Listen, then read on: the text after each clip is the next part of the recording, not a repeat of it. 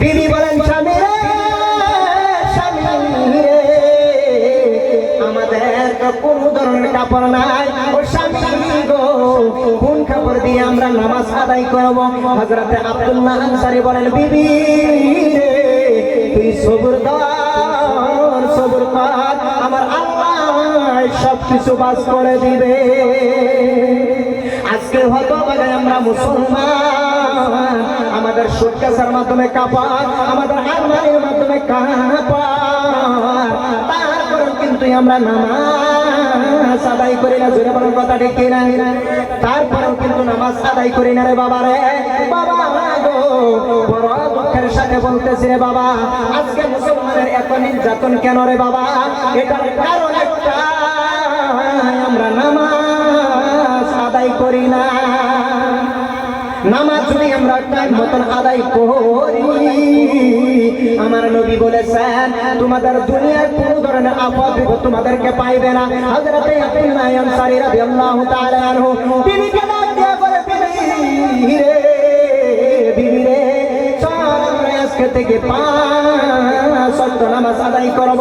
হযরতে আব্দুল্লাহ আনসারী রাদিয়াল্লাহু তাআলা আনহু সঙ্গে সঙ্গে বিবিকে বললেন, বিবি রে, ঘরের মাধ্যমে একটা গর্ত খুঁদি, ঘরের ভিতরে একটা গর্ত খুঁজলেন। এত বড় গর্ত, সেই গর্তের ভিতরে মানুষ যদি বসে থাকে, মানুষ আসে না, নাই গম পাওয়া যায় না, গম পাওয়া যায় না, মানুষ আসে না, নাই গম পাওয়া যায় না। হযরতে আব্দুল্লাহ রাদিয়াল্লাহু তাআলা আনহু গভীর মনটা লাগে শুনে না। এই যুবক ভাই বন্ধুরা আমার, তোমাদেরকে বলতেছি, পায়ে ধরে বলি রে যুবক, এদিক সেদিক ঘোরাফেরা না করে জান্নাতের বাগানের ভিতরে এসে যাও।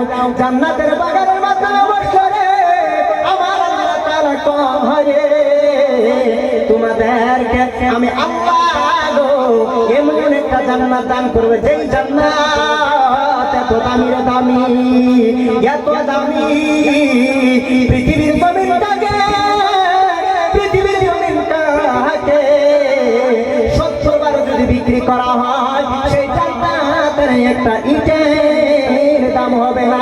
সেই জান্নাত তোমাদেরকে দান করে দিব রে যুবক। এ যুবক রে, তোমাদের পায়ে ধরে বলি, ইস্তাদের ভিতরে এসে যাও, এদিক সেদিক ঘোরাফেরা করবে না।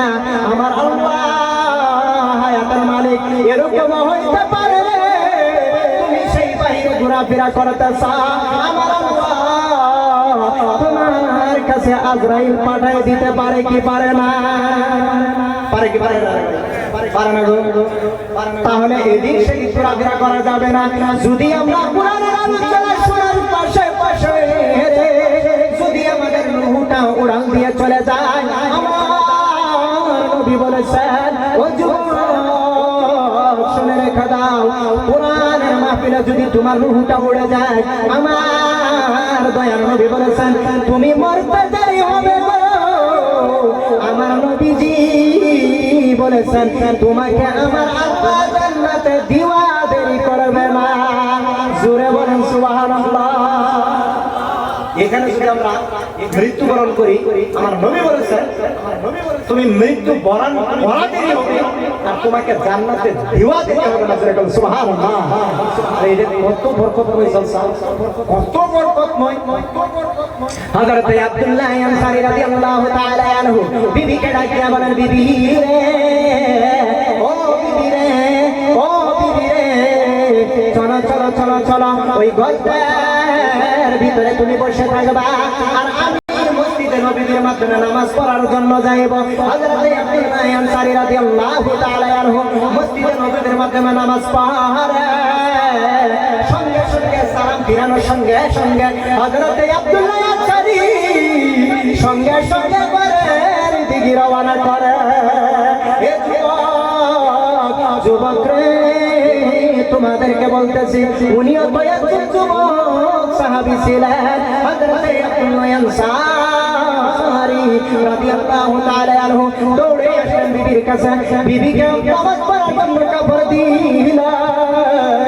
আবার হযরত আব্দুল্লাহ আনসারী সেই গর্তের মাঝে বসে গেলেন, উলঙ্গ অবস্থায় সেই গর্তের মাধ্যমে বসে আছেন। হযরত আব্দুল্লাহ আনসারী রাদিয়াল্লাহু তাআলা আনহু তিনার বিবি যখন নাকি নামাজ শেষ হইল গো, আসরের সময় হইল রে ভাই, আবার আব্দুল্লাহ আনসারী নিজের বিবিকে সেই গর্তের মাধ্যমে বসায়া হযরত আব্দুল্লাহ আনসারী মসজিদের নববীর মাধ্যমে চলে গেলেন। এইভাবে যখন নাকি 2-3 দিন চলে যায়, নামাজ পড়ানোর সঙ্গে সঙ্গে হযরত আব্দুল্লাহ আনসারী রাদিয়াল্লাহু তাআলা আনহু সঙ্গে সঙ্গে মসজিদে নববী থেকে বাহির হয়ে যায়। সঙ্গে সঙ্গে যখন নাকি বাহির হয়ে যায়, হযরত আবু বকর রাদিয়াল্লাহু তাআলা আনহুর কাছে কথাটা গেলেন, বলে আবু বকর রে, হে আবু বকর, একজন সাহাবী আছে গো, তার নাম হইছে আব্দুল্লাহ আনসারী, তিনি এমন করে গো, ডেলি ডেলি নামাজ ফরজ নামাজের যখন নাকি সালাম ফিরানো হয়, সঙ্গে সঙ্গে তিনি দোয়া করার জন্য বসে থাকে না। সঙ্গে সঙ্গে তিনি বাড়ির দিকে রওনা করেন। বলে কেন কেন কেন কেন এরকম কেন করেন? বলে তিনাকে জিজ্ঞাসা করা দরকার গো, শুনে নাও, গভীর কানটা লাগায় শুনবেন, এদিক সেদিক তাকাবেন না, আপনার ঈমান তাজা হয়ে যাবে। হযরত আব্দুল্লাহ আনসারী রাদিয়াল্লাহু তাআলা আনহু যখন নাকি আরেকদিনও এরকম কাণ্ড করলেন, আল্লাহর নবীর কাছে কথাটা পৌঁছে গেলেন। আল্লাহর নবী বলে, আল্লাহর নবী বলে, চলো গো, আমরা সবাই আব্দুল্লাহ আনসারীর বাড়ির মাধ্যমে যাই, যাইয়া দেখি তিনি কেন চলে যায়। বুঝতেছেন না? নাই বুঝতেছেন না? ভালো লাগতেছে, ভালো লাগতেছে, ভালো লাগতেছে, ইনশাআল্লাহ সবাই বলে আল্লাহু আকবার। হযরত আব্দুল্লাহ আনসারী রাদিয়াল্লাহু তাআলা আনহু গভীর মনটা লাগায় শুনবেন, আল্লাহর রাসূল সাল্লাল্লাহু আলাইহি ওয়াসাল্লাম সমস্ত সাহাবীদেরকে নিয়ে হযরত আব্দুল্লাহ আনসারী রাদিয়াল্লাহু তাআলা আনহুর ঘরের মাধ্যমে চলার রওনা করলেন। হযরত আব্দুল্লাহ আনসারী, হযরত আব্দুল্লাহ আনসারী তিনার ঘরের মাধ্যমে গেলেন। নবী আমার যাইয়া একবার সালাম দেয়, আসসালামু আলাইকুম, আবার সালাম দেয়, আসসালামু আলাইকুম, কোনো জবাব নাই, আবার সালাম দেয়, আসসালামু আলাইকুম, কোনো ধরনের জবাব নাই। এই মুসলমান ভাই বন্ধুরা আমার, তখন নবী আমার ঘুরে আসতে লাগলেন। বলে ঘরে বুঝি কেউ নাই, ঘরের মাধ্যমে বুঝি কেউ নাই, যদি থাকতো গো আমার সালামের উত্তর দিত। মুসলমানের এটা আদর্শ শিখে রাখা দরকার।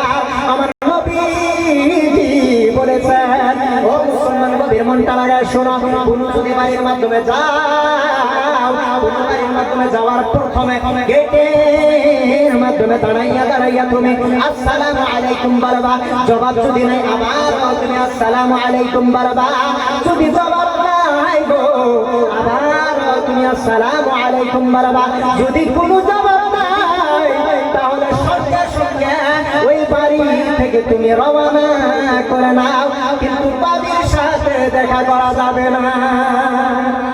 বাড়ির সাথে কিন্তু দেখা করা যাবে না।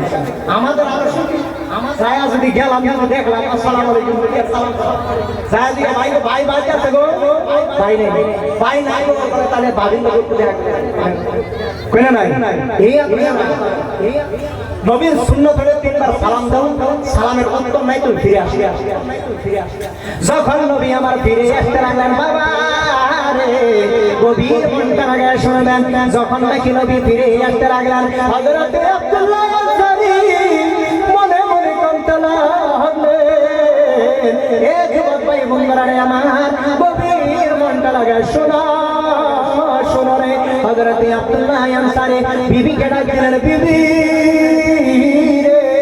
জলদি করে দে, জলদি করে দে, পোশাকটা পরিধান করি রে বিবি, জলদি করে পোশাকটা পরিধান করে। হযরত আব্দুল্লাহ আনসারী রাদিয়াল্লাহু তাআলা আনহু দরওয়াজাটা দেখেন নবী আমার বহু দূরে চলে গেছে।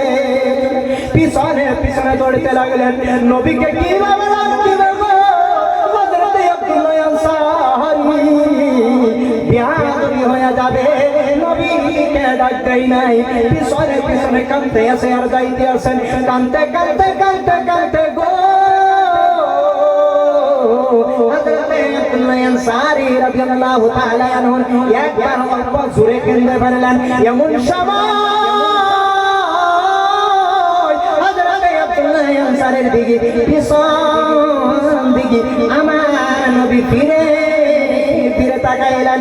তাকাইয়া দেখি আব্দুল্লাহ আনসারী, হযরতে আব্দুল্লাহ আনসারী রাদিয়াল্লাহু তাআলা আনহু আল্লাহর নবীকে সালাম দিলেন। ওয়া আলাইকুমুস সালাম ইয়া রাসূলুল্লাহ। ও গো আল্লাহর নবী গো, আপনি যখন নাকি সালাম দিয়েছেন, ও গো মায়ার নবী গো, আমি এমন অবস্থায় ছিলাম গো, যে অবস্থায় সালাম দেওয়ার যোগ্য রাখছিলাম না। বলে কি করেছিলাম গো আব্দুল্লাহ? বলে নবী গো, ও মায়ার নবী গো, আমি উলঙ্গ অবস্থায় আমার গুহার মাঝখানে বসে আছিলাম। আল্লাহর নবী সাল্লাল্লাহু আলাইহি ওয়াসাল্লাম চক্ষু মুবারক দিয়ে পানি বাইর হয়ে গেলেন। শুনে নাও, সুন্দর করে গভীর মনটা লাগায় শুনবেন, তাহলে নবীর মহব্বত আপনার ভিতরে জেগে যাবে। সাহাবাদের মতো মহব্বত যদি আপনি পেতে চান, তাহলে সুন্দরভাবে আপনি মনোযোগ দিয়ে শুনবেন রে বাবারে। হযরতে আব্দুল্লাহ আনসারী রাদিয়াল্লাহু তাআলা আনহুকে বলেন, চলো চলো চলো চলো চলো চলো, তোমার বাড়ি আমার দেখতে হবে গো। কেন করে তার মাধ্যমে তুমি থাকো, শরীয়তের বিধান আছে না নাই? হযরতে আব্দুল্লাহ আনসারী রাদিয়াল্লাহু তাআলা আনহুর মাধ্যমে দয়ার নবী মায়ার নবী সাল্লাল্লাহু আলাইহি ওয়াসাল্লাম চলে গেলেন। যাওয়ার পরে গো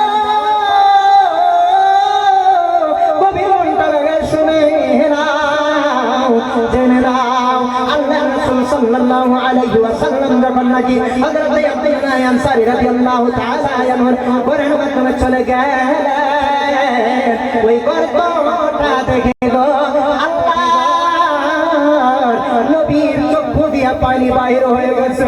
দয়াল নবী দেখে দেখে বলেন গো, ও আব্দুল্লাহ, তুমি তো জান্নাত পৃথিবীর জমিনের মাধ্যমে কামাই করে ফেলেছা। জোরে বলেন সুবহানাল্লাহ, আরো জোরে বলেন সুবহানাল্লাহ। আব্দুল্লাহ, তুমি তো পৃথিবীর জমিনের মাধ্যমে জান্নাত কামাই করে ফেলেছো। এরকম মহব্বত আমার নবীর প্রতি সাহাবা ইকরামের ছিলেন রে বাবারে। বাবা গো, কবি মনটা লাগায় শুনবেন। সর্বপ্রথম নবীর কথা কেন বললাম? ওলিদের দরবারে যদি আসেন গো, তাহলে নবীর প্রেম ভালোবাসা ওলিদের দরবারে থেকে পাবেন। জোরে বলুন কথাটা কিনা?